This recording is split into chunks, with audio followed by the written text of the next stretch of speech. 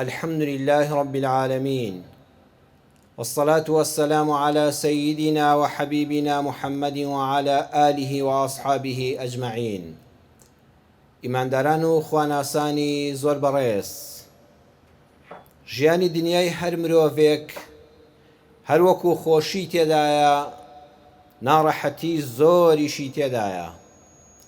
بەڵام ئایا ناڕەحەتیەکانمان، شکستەکانمان، گرفتەکانی ڕێگامان، لە دەستدانی ئازیزانمان، زەرەری مادیمان، دەرنەچوونمان لە خوێندن، نەخۆشیمان، هەژاریمان، نەگەیشتن بە دڵخواز بۆ هاوسەرگیری، ئایا ئەمە هەمووی عقوبەیە و خوای پەروەردگار لە جیاتی خراپەکانمان دەیهێنێتە ڕێگای ژیانمان؟ ئەمە پرسیارێکە زۆر کەس لە خۆی دەکا، یان کە گرفتارێک دەبینێ وا دەزانێ ئەوە تۆڵەی خوای پەروەردگارە، لێی دەکاتەوە بەرامبەر بەو خراپانەی کە کردوویەتی. لە وەڵاما دەڵێن نەخێر، هەموو ناڕەحەتیەک کە بەسەر مرۆڤ دێ مانای ئەوە نییە کەسێکی خراپە، ئەوە عقوبەی خوای پەروەردگارە و لە تۆڵەی تاوانەکانی دنیای خۆیدایە. بەڵکو الآلام والمشاق ئیمە یەکەم ئیحسان وەڕەحمە. ئازارەکان، ناڕەحەتیەکان، شکستەکانی ژیانی ئینسان لەبەر چوار شتن. خاڵی یەکەم ئیحسان وەڕەحمە. خاڵی یەکەم خوای پەروەردگار ڕەحممان پێ دەکا، چاکەمان لەگەڵا دەکا، لە ڕێگەی ئەو ئازار و ناڕەحەتیانەوە سەرنجامێکی زۆر باش و خێرمان بەنسیب دەکا. مەدالیەیەکی گەورەیە و بەیەخەماندا دەکا، بەڵام مەدالیاکە لەسەر تەبەقێک، لەسەر سینیەکی پڕ لە ناڕەحەتی و ئازاراوی دانراوە. بۆ نمونە لە سیرەی پێغەمبەر صلی الله علیه وسلم، ڕێبازی پێغەمبەر، ڕێبازی ژیانی هەر یەکێک لە ئیماندارانە تا قیامەت، کاتێک کە لە سیرەدا لە ڕێبازیدا دەیخوێنینەوە ئەو خۆشەویستەمان صلی الله علیه وسلم، فرمێسک بە چاومان ئادێ و دڵمان ئاگردەگرێ کاتێک کە خۆشەویستی خوا صلی الله علیه وسلم ڕابەر و چاوساغی دنیا و قیامەتمان مەککەی بەجێهێشت، ئاوڕی بۆدایەوە و هۆن هۆن فرمێسک بە چاوی پڕ بەرەکەتیدا هاتە خوارەوە، فەرمووی دەریان نەکردمایە هەرگیز بەجێم نەدەهێشتی ئەی مەککە. بەڵام لەولە الهیجرەة ما كان ليكون للإسلام دولة. ئەگەر لەو سەری ڕووداوەکانەوە تەماشایکەی ئەبینی ئەگەر هیجرەت نەبوویایە هەرگیز ئیسلام دەوڵەتی و دەسەڵاتی نەدەبوو. ولولا دموع الفراق ما كانت عزة الفتح. ئەگەر فرمێسکی کاتی بەجێهێشتن و جیابوونەوە لە نیشتیمان و زێدی لەدایکبوون و گەورەبوون و پێگەیشتن و هاتنی وەحی نەبوویایە هەرگیز عزەتی فتح و سەرکەوتن نەدەبیندرا. بۆیە زۆر بەی ڕووداوەکانی ژیانمان ئیحسان وەڕەحمە. ناڕەحەتیەکان ئەو سەری پڕ خێر و بەرەکەتە، هەر ناڕەحەتیەکت بینی یەکسەر بڕیار مەدە کەوە عقوبەی خوای پەروەردگارە بۆ کەسەکە. دووەمیان عەدل وحیکمە. ئازار و ناڕەحەتی و شکستەکانی ژیانمان دادپەروەری خوای پەروەردگارە و حیکمەتێکی تێدایە. تەنها دوو تاوان هەیە لەسەر زەویدا. بەڕێزان زۆر بەوردی جۆ بۆ ئەم قسەیە بگرن. دوو تاوان هەیە، دوو گوناهی هەرە گەورە هەیە بە عەدلی خوای گەورە، چونکە خوا عەدلە، خوا دادپەروەری دادپەروەرانە. بە عەدلی خوا، بە حیکمەتی خوا، بە دانایی خوا بۆ ئەوەی خەڵک هەر لە دنیادا سزاکە ببینێ و تەمێ بێ و ئەم دوو گوناهە گەورە نەکا، ئەم دوو گوناهە لە دنیادا هەر کەسێک کردبێتی سزاکەی وەرگرتووە، ناگەیەنێتە قیامەت. پێغەمبەر صلی الله علیه وسلم لە فەرمودەیەکە کە ئیمام ئەحمەد و طەبەرانی ڕەضا و ڕەحمەتی خۆیان لێبێ ڕیوایەتیان کردو و شێخ ئەلبانی لە صەحیحی جامیع و لە صەحیحەدا دەفەرمێ حەدیثێکی صەحیحی پێغەمبەرە صلی الله علیه وسلم سەروەرمان فەرموویەتی ئیثنەتانی وفي ڕیوایەت بابانی، دوو گوناه هەیە، دوو تاوان هەیە، لە ڕیوایەتێکە دوو دەرگا هەیە. يعجلهم الله في الدنيا قبل الآخرة خواي قورع عقوبة لخاونا كيد السينة هل لم دنيا ناقينة أو دنيا فيش قيامة كسزي قيامتي شيهايا هل لم دنيا كسكا أبي آزارك بتشاشة ناقينة قيامة أو دوانش البغي يعني الظلم استمو ظلم كردن لخلق دوميان وعقوق الوالدين آزارداني دڵی دایک و باوک هەر کەسێک ئەم دوانەی هەبێت دڵنیا بە شکستەکانی ناڕەحەتیەکانی بەرهەمی ئەم دوو کردارە خراپەیەتی کەواتە هەمیشە خۆت لە دوعای مەزلوم بپارێزە مەڵێ جگە لە خوا کەسی نییە زۆر کەسێ دڵخۆشە ئەڵێ ئەو کەسی ستەمی لێ دەکەم جا خۆ کەسی نییە دیفاعی لێ بکە نەخزم و کەسوکاری هەیە نەحیزبیە حیزبەکەی دیفاعی لێ بکە نەهێز و چەکداری هەیە هەمیشە خۆل لە دوعای مەزلومە بپارێزە کە جگە لە ئەڵڵا کەسی نییە پەنای بۆ بەرێ خۆشحاڵ مەبە مەڵێت چم بوێ بەرامبەری دەکەم خۆ هیچ دەسەڵاتێکی نییە ئەو کرێکارە داماوەی کە حەقی دەخۆی کە مافت خواردووە وا مەزانت کە تۆ خاوەنکاری و تازە کارەکەت پێکردەوە و کرێکەی نادەی تێ دوای پێی پێەکەنی دەڵی جا چیەکە کرێکارێک چیەکرێ بەرامبەر بە خاوەن کۆمپانیایەک نا شادمان مەبە بەوەی کە کەس نییە دیفاعی لێ بکە ئەوەیە لێت دەدا لە نووسینگەی عەقارات و کڕین و فرۆشتنی خان و زەویدا کار دەکەی نووسینگەی فرۆشتن و کڕینی ئۆتۆمبیلت هەیە کەسێ دێ بۆلات بێ ئاگا لە بازاڕ ئاگای لە سعری بازاڕ نییە خۆش باوەڕ دڵپاک دوو جار سوێندت بۆ خاروتت بڕوان پێ بکە ئەمە ئاوایە چونکە خۆی کەسێکی خۆش باوەڕ و دڵپاکە بڕوات پێ دەکا فریوتدا و دەستت بڕی دوایش هەز بە خۆی دەکا ئای چۆن دەستی بڕدراوە چۆن خەڵەتێنراوە چیت بەرامبەر بکە زەویەکە لە دەست دەرێنە یان بە سعرێکی خەیاڵی پێت فرۆشت یان ئۆتۆمبیلەکە بە هەمان شێوە ئەمە تۆ زاڵمی خۆشحاڵ مەبە بڵێ تازە بە پارەی خۆم گەیشتم دڵنیا بە لەم دنیا نایبەیتە قیامەت لێرە سزاکەی دەبینی ئەو براو خوشکەی کە بە بەشەمیراتەکەی براو خوشکەکانی خواردووە برای وا هەیە دوای مردنی باوکی یان هێشتا باوک لە ژیانایە هەرچی سەروەت و سامانە هەمووی بۆ خۆی داگیر کردووە خۆشحاڵ مەبە مەڵێ بە قانون هەموم لەسەر تاپۆ کراوە بڕوات هەبێت نایگەێنیە قیامەت سوود لەو ماڵە داگیر کراوە میراتیە نابینی ئەو کەسەی کە بوختانی بۆ کراوە و تۆش بەلای کێک بە کۆمنتێک بەشداری ئەو بوختانت کردووە وەڵڵاهی ڕۆژگار ناڕەحەتیەکان دەبینی نازانی دەڵێ خوایە گیان خۆ من نوێژم کردووە ڕۆژوم کردووە سەدەقات و زەکاتم داوە باشە بۆ ئەوەندە دڵ ناڕەحەتم بۆ کێشەی عایلەیم هەیە ئەوە پاداشتەکەی لە دنیادا وەردەگری ستەمت کرد لە مەزلومێک کە سۆشیال میدیا بوختانی بۆ دەکەوت تۆش بە لایک و کۆمنتێک بەشداریت کردووە بەبێ ئەوەی ئاگەر لە حاڵی بەرامبەر بێ بەبێ ئەوەی بیناسی هەر لە ماڵی خۆتەوە بەشداری ستەمی ئەو کاتێک کەوا تۆ خەوتووی لەوانەیە ستەم لێکرا و بە ئاگا بێ چونکە ستەم لێکرا و خەوی لێ ناکەوێ زۆر دڵی ناڕەحەتە و شکستی خواردووە کەسایەتی ڕوشێندراوە ماڵ و سەرت و سامانی بە تاڵان براوە لە نیوەی شەوانە هەستێ وەکو نوح فدعا ربه أني مغلوب فانتصر نوح زۆر بەبێ کەسی مایەوە لە ناو قەومەکەیدا هەرچی ئیستیهزا و گاڵتە و سوکایەتی بوو پێیان کرد هەر هەموو دەمیان لێ کردبەوە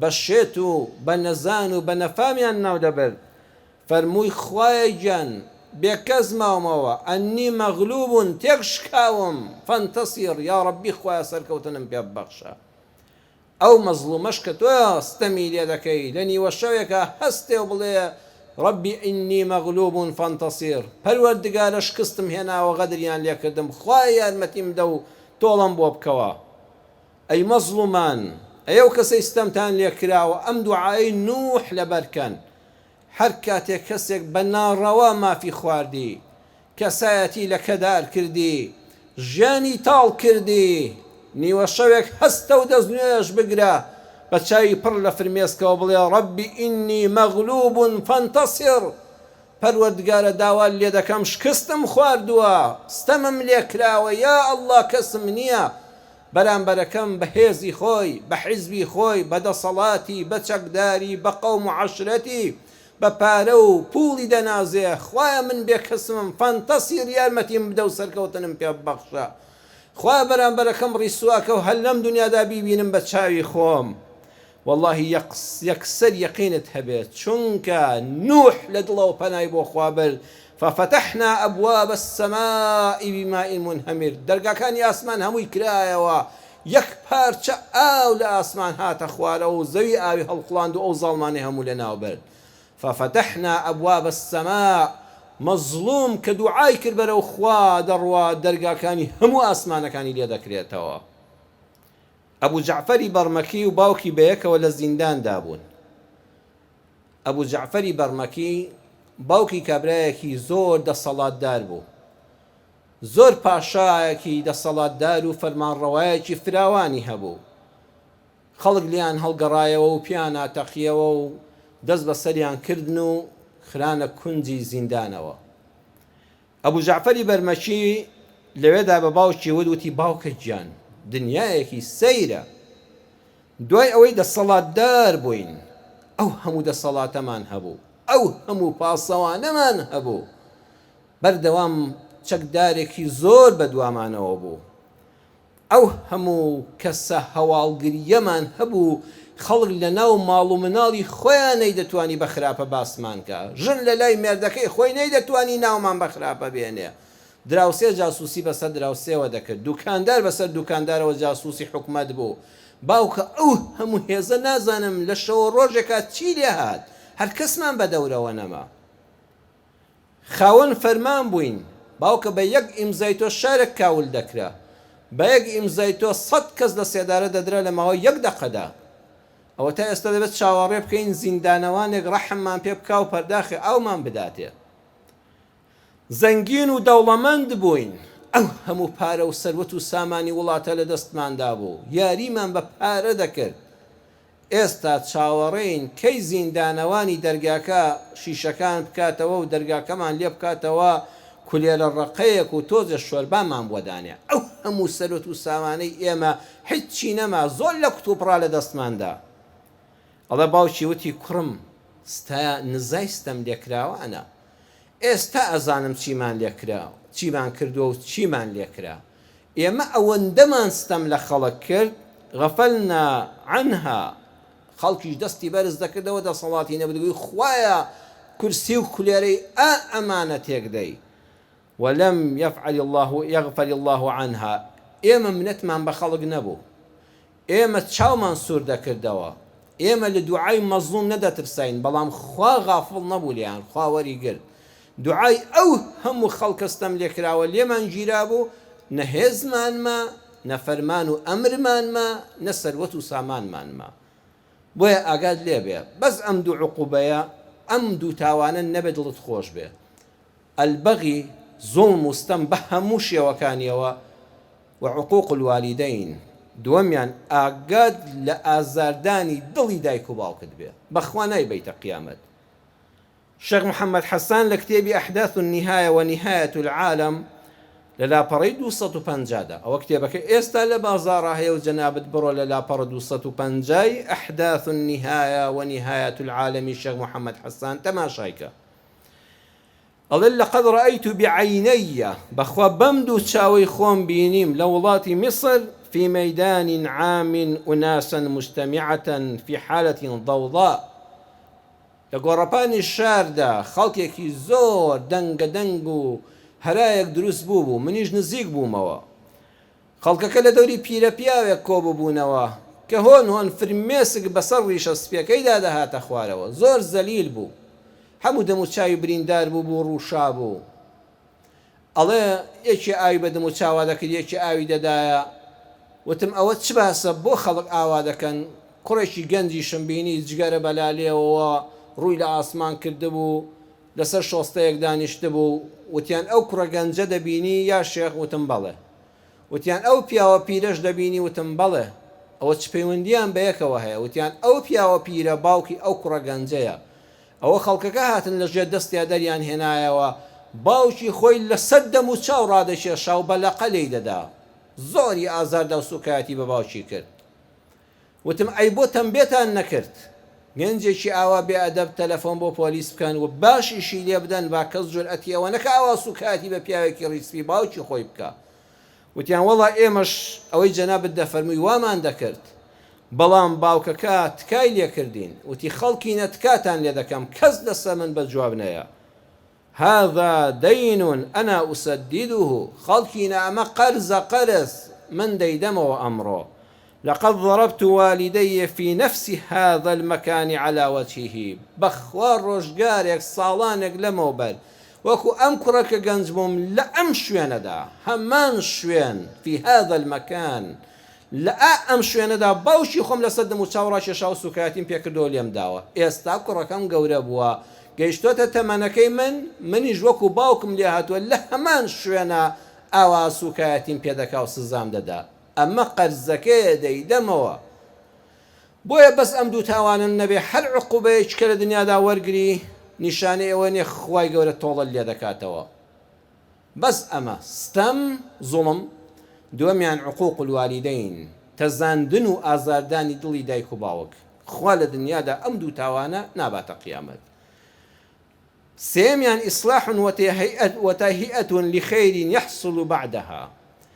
سێیەم ناڕەحەتی و شکست و ئازارەکانی ژیانمان ئامادەکاریە بۆ خێرێک کە لەمەوە دوا تووشمان دەبێ. خۆی گەورە خێرێکی بۆ ئێمە دەوێ، کارێکی گەورەی بۆ ئێمە دیاری کردەوە خۆشی دەوین، بەڵام سەرەتاکەی ناڕەحەتە. ئەم ناڕەحەتیە ئامادەمان دەکا. ئەگەر ئەم ناڕەحەتیە نەبینی ئەو دوا ڕۆژە خێر و بەرزە نابینی. لەولە السجن ما صار يوسف عليه السلام عزيز مصر. ئەگەر ئازار و ناڕەحەتیەکانی ناو زیندان نەبوویایە لە ماوەی 7 ساڵ بۆ 9 ساڵدا یوسف نەدەبوو بە عەزیز و دەسەڵاتدار و وەزیری ئابووری میسر. ئەبوو ئەو سجنە ببینێ. ئەو سجنە ئامادەکاری بوو، چونکە خوای پەروەردگار یوسف پێغەمبەر عەلەیهی السەلام ئامادەی کردبوو ڕۆژێک ڕزگارکەری میسر و مرۆڤایەتی ئەو سەردەمە بێ و لە ڕێگەی دادپەروەری لە دابەشکردن و بەرهەمهێنانی داهاتی وڵاتە تەوحید و یەکتاپەرستیش بە خەڵکی ڕابگەیەنێ، خەڵکی لەسەر دەستی موسڵمان بن. خوا ئەم کارەی بۆ یوسف دانابوو، بەڵام دەبێت زیندانەکە بچێشێ. بۆیە هەندێ ناڕەحەتی و شکست هەیە، خوا تۆی خۆش دەوێ. ئەمە دەچێژی بۆی لە دوایدا ئەو پلە گەورە وەرگری. لە کتێبی ئەسسەلام عەلەیکە یا صاحبی نووسینی ئەتەم شەرقاوی لە لاپەڕەی 192دا 192 عەرەبیەکە.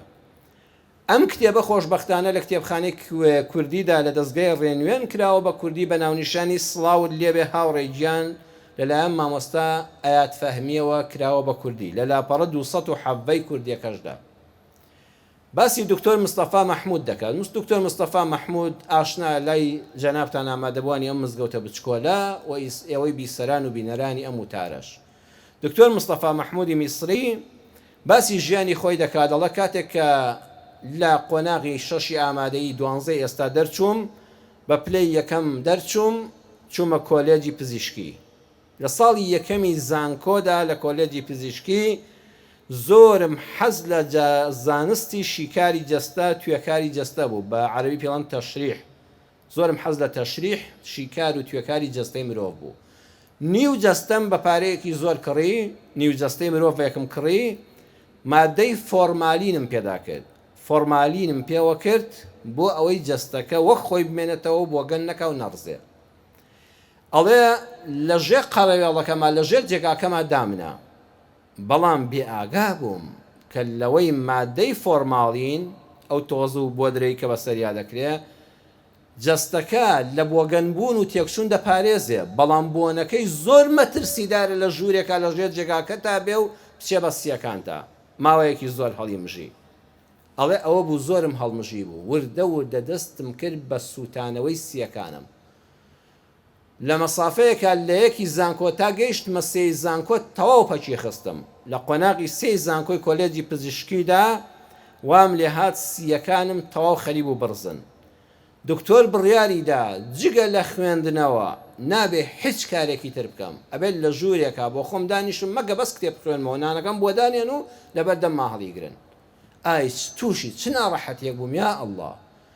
هەموو هاوڕەکانم زانکۆیان تەواو کرد، بوونە پزیشک، نۆرینگەی خۆیان کردەوە هەیبوو مامۆستای زانکۆ لە کۆلێجی پزیشکی منی ژوار لە ژوورەوەم 3 دانە ساڵی ڕێک لەو ژوورە نەچوومە دەرەوە بەس تەنها دەبوو کتێب بخوێنمەوە بۆ ئەوەی کەوا کاتەکانم لێ بڕوە کەسێک سەردانی نەدەکردم سیەکانم بۆ گەنیان کردهبوو بەس عیلاج بەکاربێنەوە نان بخۆ بخەوە و کتێب بخوێنەوە لەو کاتەدا دەستم کرد بە کتێب خوێندنەوە لە ماوەی ئەو 3 ساڵەدا زیاتر لە 4,000 کتێبم خوێندەوە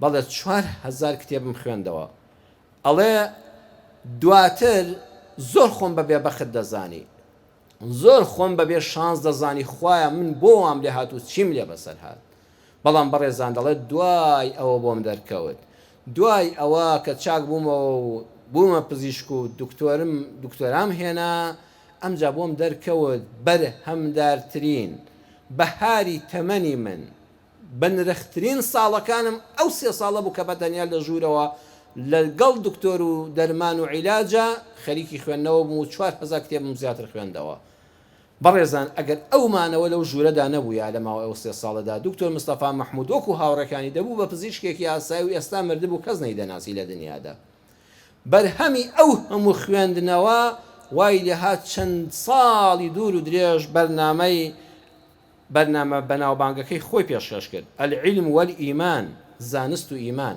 العلم والئیمان یەکێک بۆ لە پڕبینەرترین بەرنامەکان لە کاتی خۆیدا و تا ئێستاش چێژی تایبەتی خۆی ماوە بەرنامەی العلم والئیمانی پێشکەش کرد زانست و ئاین فسبحان من يبتليك ليرقيك پاک و بێگەردی بۆ ئەو ئەڵڵای سبحانه وتعالى تاقید دەکاتەوە بۆ ئەوەی بەرزت بکاتەوە بۆیە زۆر جار شکست و ناڕەحەتیەکان وا مەزانە عقوبەی خوان ئەوە خوا تۆی خۆش دەوێ خوا تۆی هەڵگرتووە دای ناوی بۆ کارێکی گەورە ئەبێ ئەم ناڕەحەتیە بچێژی بۆی ئەو پلە گەورە لە سەرنجامە بەدەست بێنی خاڵی چوارەم و کۆتایی لدەفعی ئەلەمین هو ئەصعب منها خوا تووشی ناڕەحەتیەکت دەکا تووشی ئازارێکت دەکا تووشی شکستێکت دەکا جەستەیی یان مادی یان دەرونی بۆ ئەوەی لە گەورەتر لەوە بتپارێزێ هەمومان سوڕەتی ئەلکەهفمان خوێندۆتەوە شەو ڕۆژانی جومعە الحەمدولله دەیخوێنینەوە لەوێدا دەرسە گەورەکەمان پێ دەڵێ کاتێک کە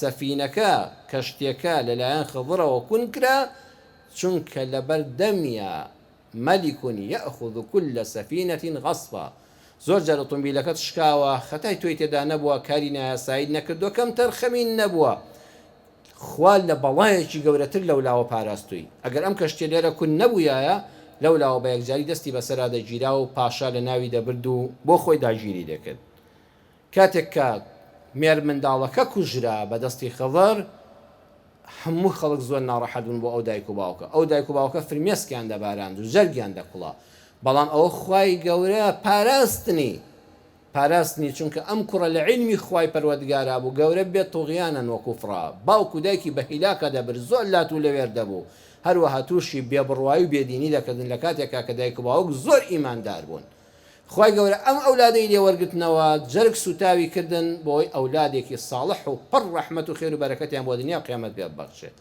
جاریوات جەرگ سوتان بۆ تۆ ڕەحمەتێکی گەورەی پێوەیە بەڵام تۆ نایزانی ئەم ئازارە ئازارێکی تر لەبەر لادەبە گەورەترن لە بەردەما لادەبە بۆیە لە سوڕەتی ئەلقەلەم ئاەتی 32دا کاتێک کە ئەصحاب الجەنە هاتن و باخەکەیان بە شێوەیەک فەقیر و هەژاریان لێ مەحروم کرد و سەرنجام لە دەستیاندا لە کۆتاییدا یەک دیێڕی جوانیان وت عەسا رەبونا ئەن یوبدیلەنا خەیڕەن منها با ئەمە بێتە دروشمان بەردەوام کە تووشی ناڕەحەتیەک بووی کە تووشی ئازارێک بووی کە تووشی شکستێک بووی کە شتێک لە دەستدا ئەم دوعایە بکە بڵێ عەسا رەبونا ئەن یوبدیلەنا خەیڕەن منها یا ڕەبی خوایە باشترمان پێ ببەخشی خوایە لەوەی کە لێت وەرگرتوومەوە باشترم پێ ببەخشی حەسرەتی ئەوەت هەیە هەموو ژیانت بە کەسێک بەخشی زۆر بەدڵپاکی کەسی ئەو خیانەتی لێ کردی ئەو هاوڕێیە پاک نەبوو لەگەڵ تا هەموو ژیانت بە قوربانی هاوسەرێک بووی کەچی ئەو لە پشتەوە وەک تۆ نەبوو دواتر لێت جیابەوە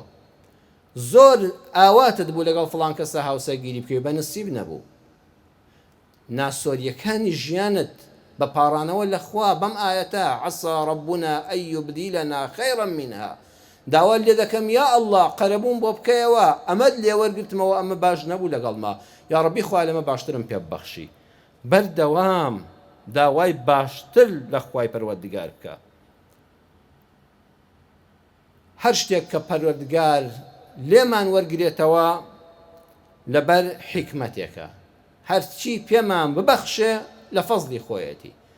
ئەوەی کەوا پێمان بەخشرا و هەستمان کرد ئەمە هەموو هی خوای پەروەردگارە، با شکری بکەین. ئەوەی لێمان وەرگیرایەوە و هەستمان پێ نەکرد نەمانزانی هۆکاری چیە، الحەمدوللا نە ئازاری دڵی دایک و باوکمان داوە تا بچین گردنی خۆمانیان پێ ئازاکەین و ئاشتیان کەینەوە، نە زوڵم و ستەممان لە بەندەکانی خوا کردووە بە مادی و معنەوی، بە کەسایەتی و مادی زەرەرمان لە کەس نەدا و ستەممان لە کەس نەکردووە. ئەم دوو خاڵەت تێدا نەبوو، حکمەتێکی خوای تێدایە. شکری خوا بکە، بڵێ یا ئەڵڵا شکرم بەبەشت، داوای لێ دەکەم یا ڕەبی خوای باشترم پێ ببەخشی. با ئێمە هەموومان داوا لە خوای پەروەردگار بکەین، یا ڕەبی خوای پەروەردگار بە گەورەی و ڕەحمەتی خۆت هەرچی چاکە و خێر و خۆشی ئەم دنیاە یا غەنی، ئەی ئەو پەروەردگاری تۆ دەوڵەمەندی هەموو دەوڵەمەندانی، یا ڕەبی خوای خۆت پێمان بەخشی. چاوەڕێی هەموو خێرێک، هەموو لوتفێک، هەموو چاکەیەک، هەموو ئیحسانێک تەنها لە تۆ دەکرێت یا ئەڵڵا، خۆت هەموو چاکەیەک و خێر و خۆشیەکی ئەم دنیامان پێ ببەخشی. یا ڕەبی خوای ئەوانەی کە بە حکمت لێت وەرگرتوینەوە یا ئەڵڵا چاوەڕێتین، زۆر لەوە باشترمان پێ ببەخشی، بەردەوام باشترمان پێ ببەخشی. شیفای نەخۆشەکانمان بدەی، دڵی دڵبەخەمەکانمان خۆشکەی، بەهانای هاوا بەهانا و هاواری هەموو لێ قەوماوێک و مەزلومێکی ئەم سەرزەویەوە بچی. زاڵمان و ستەمکاران یا ڕەبی خوای پەروەردگار لەبەر چاوی مەزلوماندا هەل لەم دنیادا ڕیسوابن. ڕەحممان پێ بکەی لە عقوق الوالدین، لە ئازاردانی دڵی دایک و باوک، یا ڕەبی خوای بمان پارێزی دایک و باوکمان لێمان ڕازی بن. ئەو کەسانی دایک و باوکیان نەماوە یا ڕەبی خوای لە گوناهی دایک و باوکی هەموو لایەک خۆش بی. ڕەحم بە حاڵی هەموو لایەکمان بکەی بە زەید پێماندا بێتەوە، تۆ ئەرحەم الراحمینی. ئامین ئامین والحەمد لله رب العالمین.